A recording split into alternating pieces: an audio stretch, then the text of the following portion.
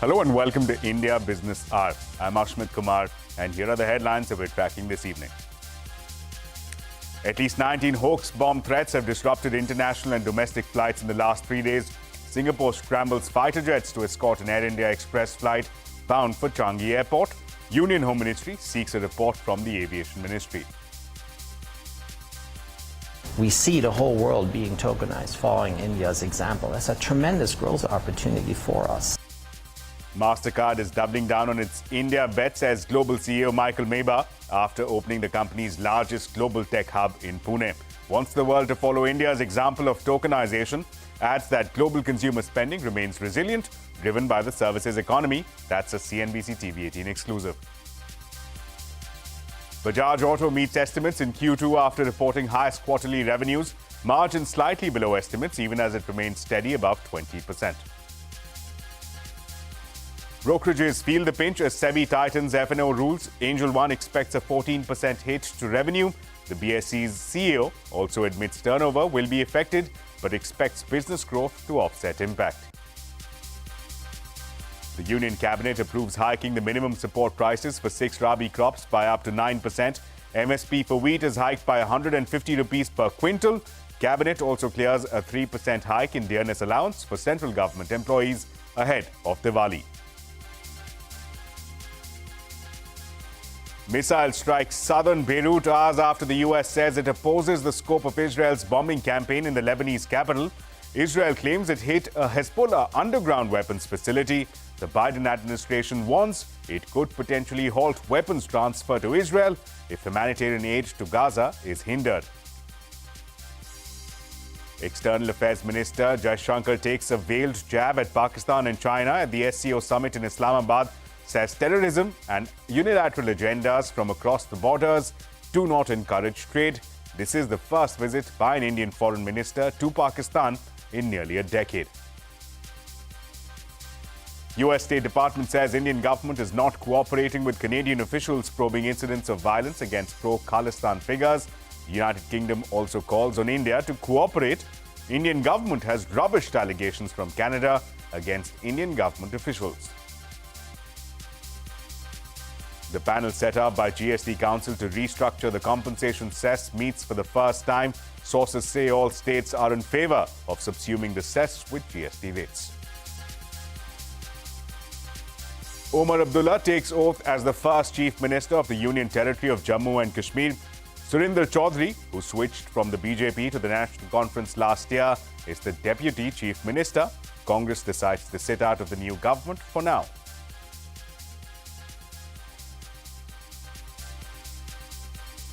Well, let's start with a quick look at the day's market action. The sensex and the nifty ended in the red after a volatile session.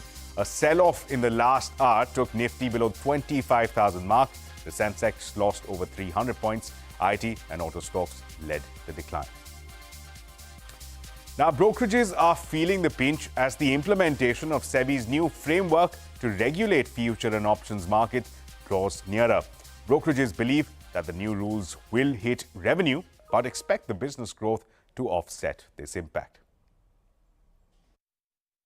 Saying a label because we have done few changes in cash delivery, and we have started charging on non-cash collateral which customer provide. We charge interest on that. I don't agree that volume would be so drastically lower, because based on kind of an analysis that we have done, total impact on our net income would be in the range of 13 to 14%.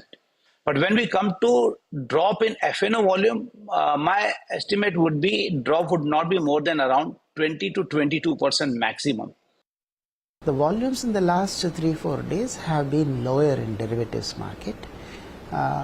It could be for very many reasons. So to give a trend based on this is happening, I think it is a bit too early. We may have to wait and watch. We started with 8, we went to 250, we went to 350. Today we are talking about 450. The target is at least 600 brokers should be participating in BSE's derivatives segment. The thing what the regulator, especially SEBI, wants the brokers to do is to earn money only from brokerage and not from anything else. And since the entire industry is used to earning in a certain way, which is like a sum of all the parts. So it's going to be a big challenge for, especially for, I mean, I don't say incumbents, but then someone who has benefited the entire broking industry, it would be a challenge. Now, Bajaj Auto met estimates in the second quarter after reporting its highest quarterly revenues yet. Revenue crossed 13,000 crore rupees for the first time, aided by double-digit growth in volume and a rich product mix. Rising commodity prices pulled margins slightly below the estimates, even as it remained steady above 20%.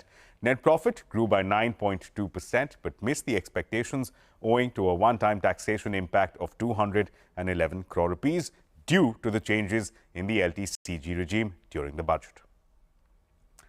And Hyundai Motors India IPO continues to see a tepid response. Only 40% of the issue has been subscribed on day 2.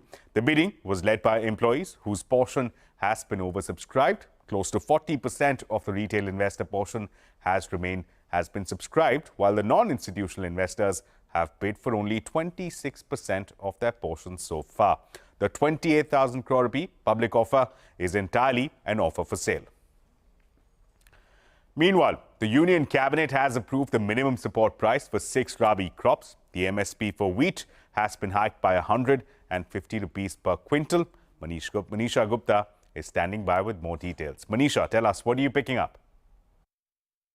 Well, yes, the announcement of the minimum support price is a big event in agriculture, especially ahead of the Rabi crop, which is 6 key major crops. And we have had the cabinet today approve MSP for all of these. Well, importantly, last year was the highest MSP hike that we saw since 2013-14. And this year has seen a build-up on that. The CACP had recommended 2 to 9% of an increase in MSP for the crops. And that's exactly within that range is what we've seen the numbers come in as well. Well, remember, the Rabi crops are sown between November to December and the harvest starts from March onwards. So ahead of that, this is very timely when the MSP has been announced. So the 6 major crops really are wheat, which did see near record production in the previous year, and we have seen 150 rupees per quintal of an MSP hike into this one. The other one is mustard, which also, by the way, is 40% of the overall edible oil production within India. So an important crop in that sense, and we've seen 300 rupees per quintal of a jump up on this one as well. The other one is chana, again 50 to 60% of overall pulses production in India. Chana is a large part of this, and we've seen a good significant 210 rupees per quintal of a hike into this one as well. Lentils have seen 275 rupees per quintal of a hike. Barley, a smaller 130, and then there is also safflower, which it's not produced very highly or very in huge quantities in India, but we've seen an MSP hike of 140 into this one as well. So when you look at all of those numbers, the max or the best of hikes clearly have come in for mustard, chana, and in some sense lentils as well. This is where the government has come out with various measures as well in sense of self-sufficiency. Imports into these categories and sectors are on the higher side. So the government's push in sense of MSP hike clearly can be seen into this one as well. The industry going forward also says that while the production may increase because of this, but productivity rise is something that the street really awaits when it comes to many of these agricultural crops. Right, Manisha, thanks a lot for that. But that was not the only bit of news coming out. The Union Cabinet also approved a 3% hike in dearness allowance for central government employees just ahead of Diwali. The proposed increase will raise the DA to 53% and will be effective from July. This means that employees will receive arrears for the months of July, August and September. The change is expected to benefit over 1 crore central government employees and pensioners. Well, on to a CNBC TV 18 exclusive. Mastercard is doubling down on India. Speaking to Shireen Bhan, the global CEO, Michael Mebas said that he sees the world following India's example on tokenization for online transactions. He also highlighted the strong consumer spending globally, driven by the services economy. Take a look. We said, okay, we're going to double down here because we have the talent, we have the scale aspect, and we have this aspect of, coming back to the culture point that I made earlier, the ingenuity is just really strong here. So puts us in a position to do that, and we feel very welcome because for 40 years now, there's a strong partnership with the government here, with the fintech sector. So for all of those reasons, I can go on. But we made a decision, and it's a commitment to India, but it's also a commitment to innovation. The tokenization engine that basically takes your biometric details and puts it into a one-time token that's passed through the system. And if it's ever hacked, nobody else can do anything. It's only for one-time use. A lot of detail, but this is the vision of the RBI. This is what the RBI put out and said this has to be a safe payment ecosystem. India is the first pretty much completely tokenized market in the world. We have 240 million tokens here in India. Now, we see the whole world being tokenized, following India's example. That's a tremendous growth opportunity for us. I think to date we have like 4 billion tokens that have already passed through the system. And if this expands for the whole world, that's an opportunity for Mastercard and also a responsibility for Mastercard to make the whole ecosystem safer.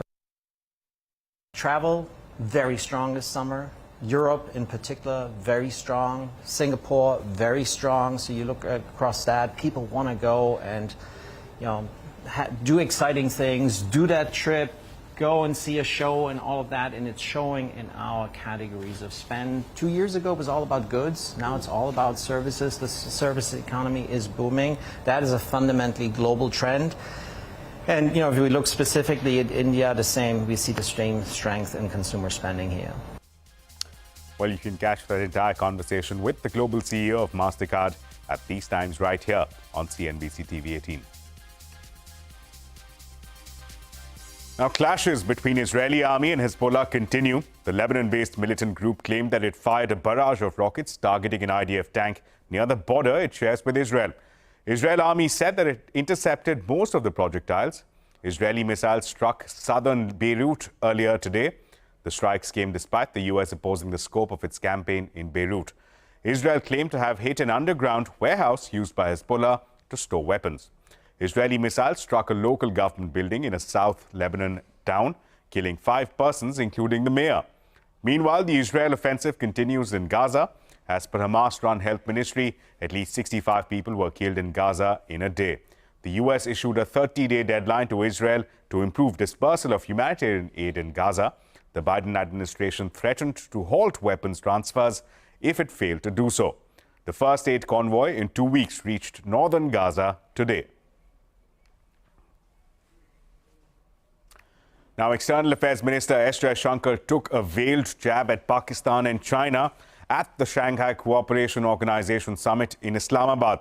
Addressing the summit, Jaishankar said that cooperation must be based on mutual respect, sovereignty, equality, and genuine partnership. He added that terrorism and unilateral agendas from across the borders do not encourage trade. Jaishankar's visit is the first by an Indian foreign minister to Pakistan in nearly a decade.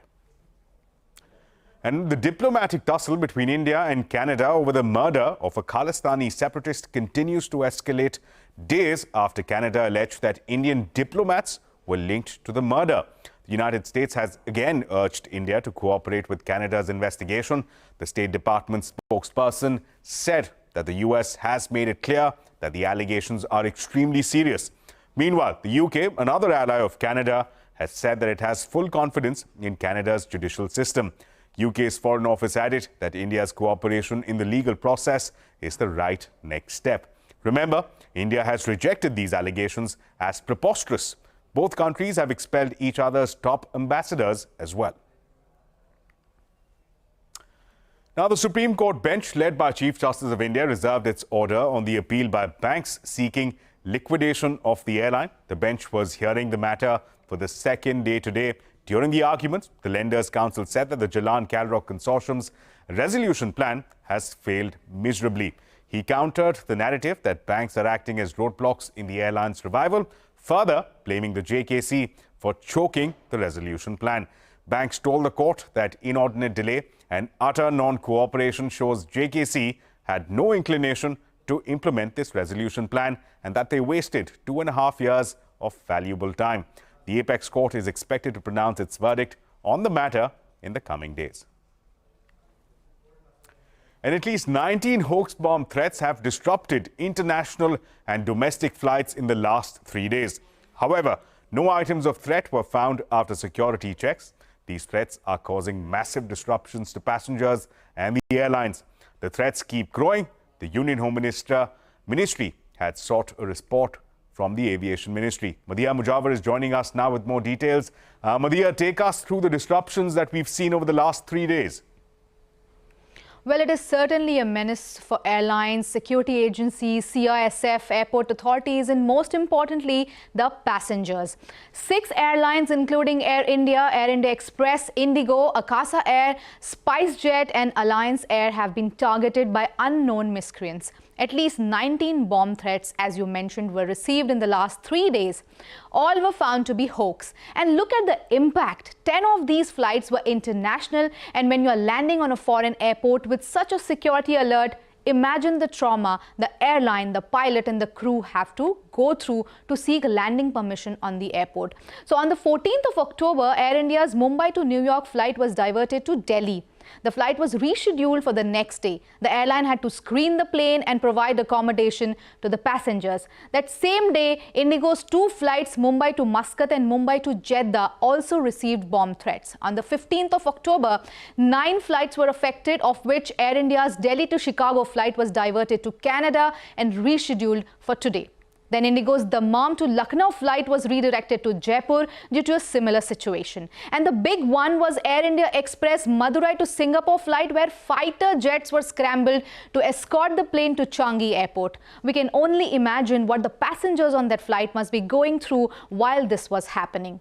Then today there were 7 flights affected due to these threats. Indigo's Riyadh to Mumbai flight was redirected to Muscat. Then again its Mumbai to Singapore flight was sent for screening, and its Mumbai to Delhi flight was diverted to Ahmedabad. Now remember, flights have to be redirected as the airport they were bound to land on may not be ready to handle an unprecedented situation like screening and sanitizing the plane. Now these threats, even when they appear fake, cannot be taken lightly, and the entire system is put through a mental and financial ordeal. Right, Madhya, thanks a lot for that. Now, the Mumbai police has detained a minor in connection with the bomb threats made on October 14th to Indigo and Air India flights. Santya Gora reports on the police investigation going forward. Mumbai police is questioning a minor from Chhattisgarh for allegedly sending hoax threat messages to 2 airlines on 14th of October. On that day, Indigo Airline received hoax threat messages for 2 of its airlines, that is Mumbai to Jeddah and Mumbai to Muscat, and Air India received hoax threat messages regarding its Mumbai to New York flight. According to Mumbai Police's primary investigation, this minor had a financial dispute with another individual, and in order to settle scores and frame this individual, the minor allegedly created a social media account in this individual's name and sent these hoax threat messages. The pattern of airlines receiving threat messages continued on Tuesday and Wednesday as well, and Mumbai police has filed 3 FIRs so far. Right, Santya, thanks so much for that update. Now, a panel of state ministers tasked with evaluating the future of GST compensation cess held their first meeting today. The levy, which was introduced when the GST regime came into force in order to compensate states for the revenue shortfall, comes to an end in March of 2026. Sources have told CNBC TV18 that all states and union territories, including the BJP-ruled ones, are in favour of subsuming this cess with GST rates. And with that, coming up on India Business Hour, Omar Abdullah takes oath as the first Chief Minister of the Union Territory of Jammu and Kashmir. Details in just a bit.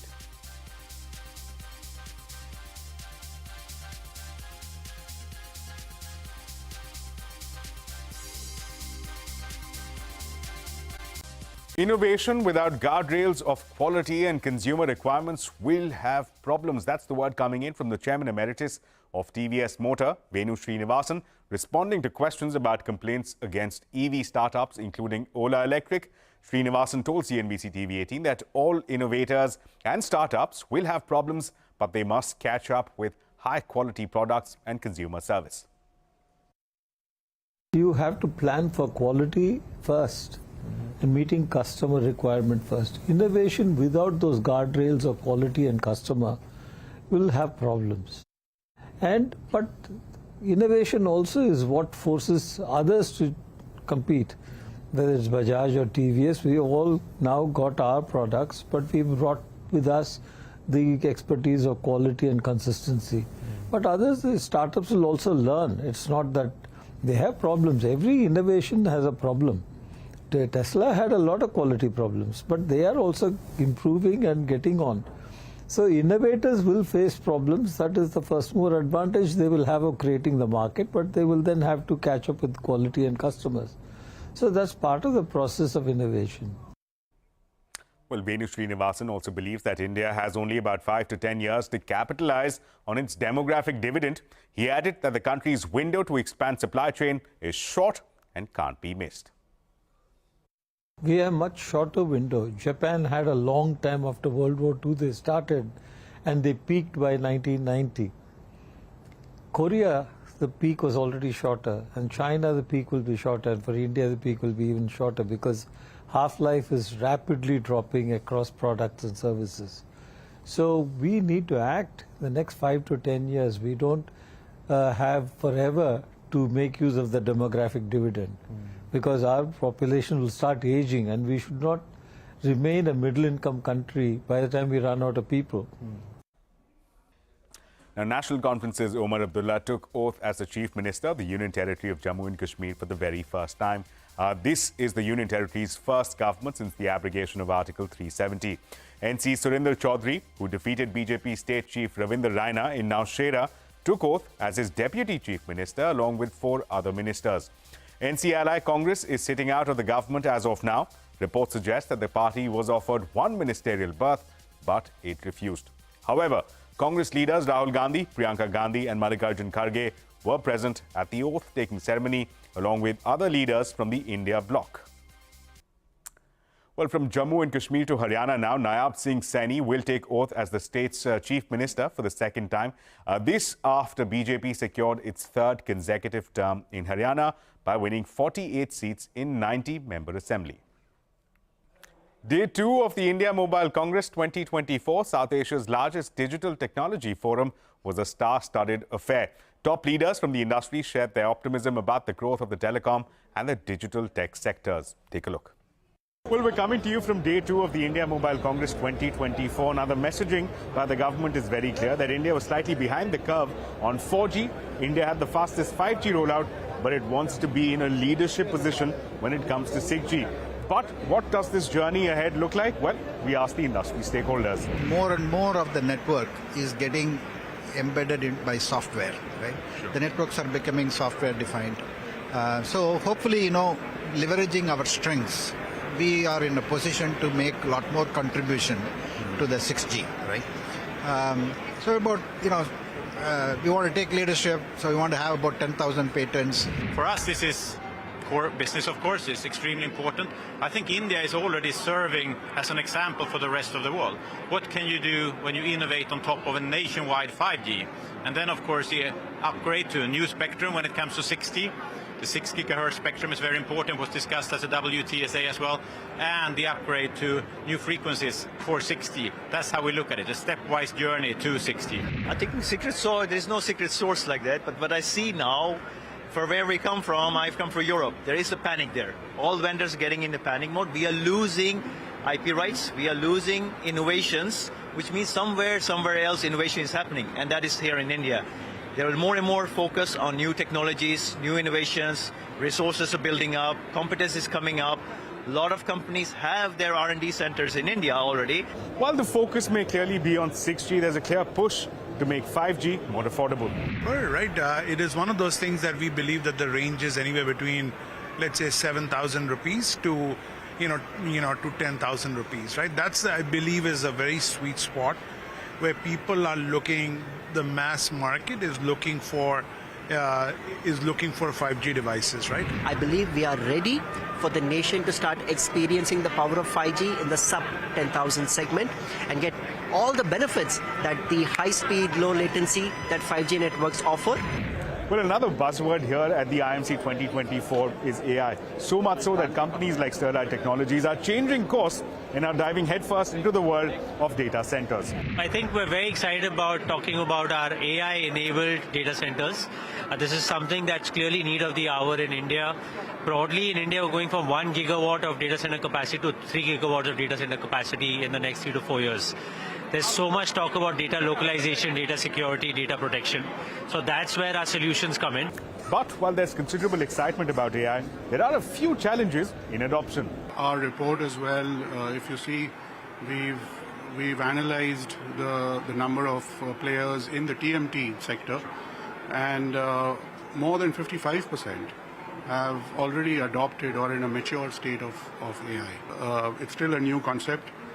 Some of the challenges I would say are around the data itself, whether it's data privacy or data accuracy.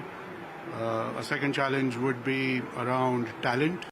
Another key theme has been semiconductors. Fabless design, the entire ecosystem, but the industry is hoping for more support from the government. It's of course more fiscal support. Phase 1 had 76,000 crore rupees, and phase 2 is coming up.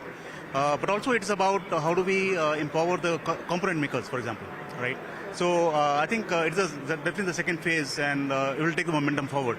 That's what I believe. I understand. So anything with regards to even PLIs and then ISM, next generation, what the government's thinking about, at least from a Qualcomm perspective, we would like to see more and more design capability here tied to production, right? I think the government's been very successful. So what does the next wave of support for the industry, ISM 2.0, look to do? I think it's too early for me to speak publicly about what are the components of Semicon 2.0, except to say that Semicon 2.0 is in the works. The ministry is working on it. We will be doing more consultations and finalizing the design, both within and outside government. But clearly, many talking points here at the IMC 2024, 6G, AI, SATCOM, semiconductor. The government calling the industry to unleash the animal spirits. Will the industry respond? In New Delhi, Ashmit Kumar. It's a wrap on this edition of India Business Hour. Thank you so much for watching. News and updates will continue right here on CNBC TV 18.